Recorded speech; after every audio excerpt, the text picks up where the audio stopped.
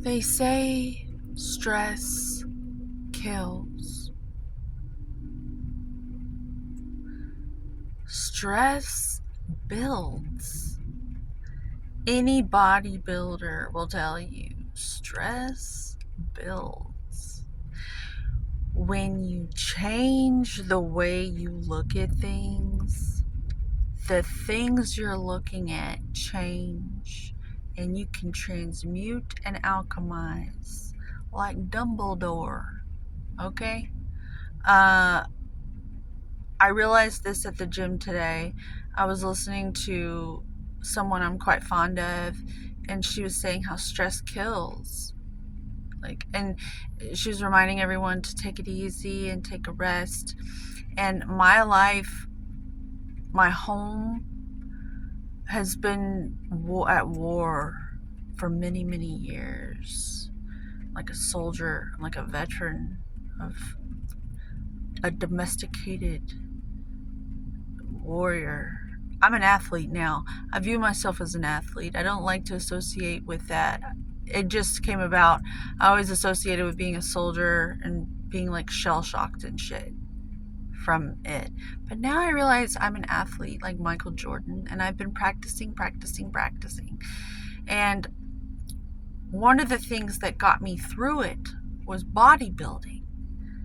Not professionally, but building up my body, because I inherited depression from my family. And I was never depressed. I was always this light, but I was suppressed and oppressed and caged. And that leads to the state of depression. When you don't move, everything just slows down and gets a little gray. And so to survive, I had to rise up against that adversity of the environmental ignorance of the ability to thrive, the self-worth to be allowed to do the things that have people thriving. And one of those things was bodybuilding. I literally trained physically like an athlete. And that is the only reason I am able to even function. At my worst, I was laying around on a couch. Like, I come from the sofa. I come from the couch. They tried to groom me to believe that was what all there was a couch and a TV and food. That was it. Oh, a job. I prefer an occupation. I prefer to occupy my time, and I want to speak that over your life. Stop calling it a job. It's too much like Job in the Bible. And unless you're talking about the end of that book of the Bible, I don't want to fucking hear that word. He gets a happy ending. But I want to talk about what occupies your time, because we need to stay busy.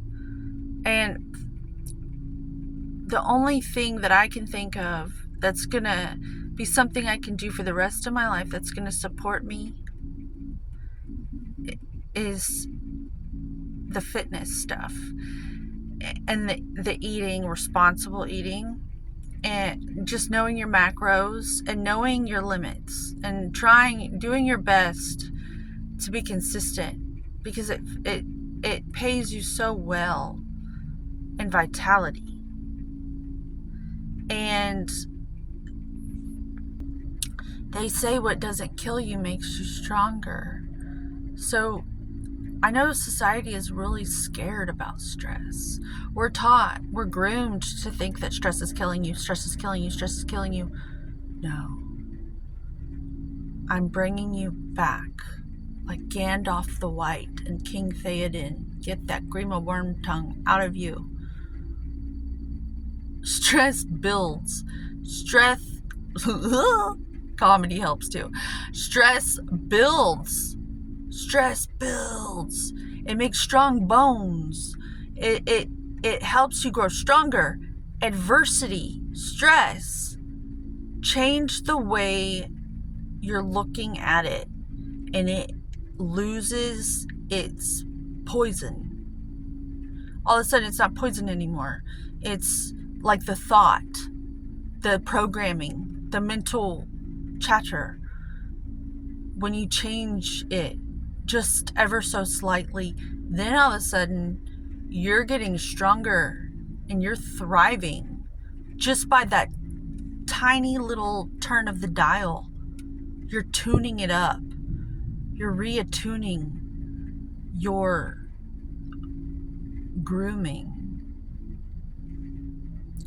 I'm telling you, I want to speak good things over your life because I feel like our society has been groomed to be on auto suggest text, you know?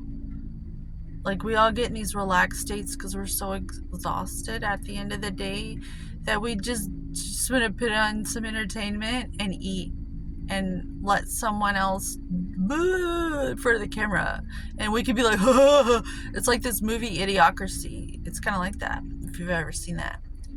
Owen Wilson.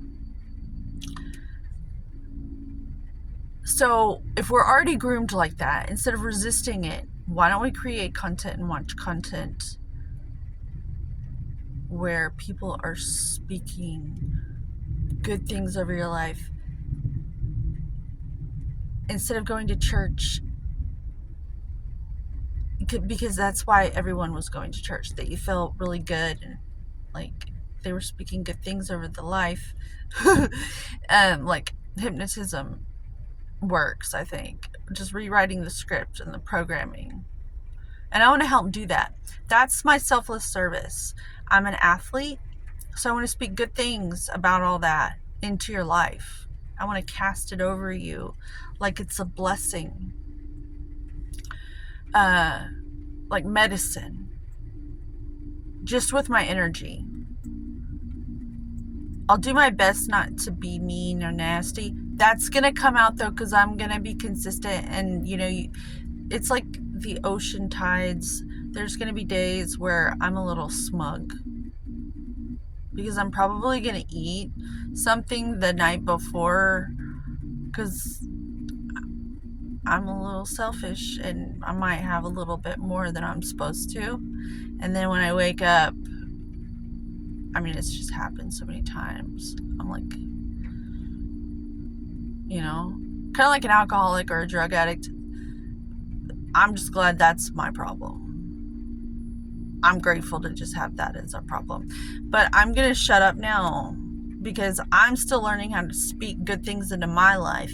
But I'd like to bring that into the world and get really good at it, and maybe even come up with, they call them a guided meditation. But I think just a really good conversation will do it. Like, just to listen to while you do your dishes, or you clean your house, or you walk in the park, or you're working out at the gym. Just somebody with you that's actually up to good and believes in you. Like a friendly, a part of someone else who's in the group. I'm just part of the group. And I care about us, and I care about the future of our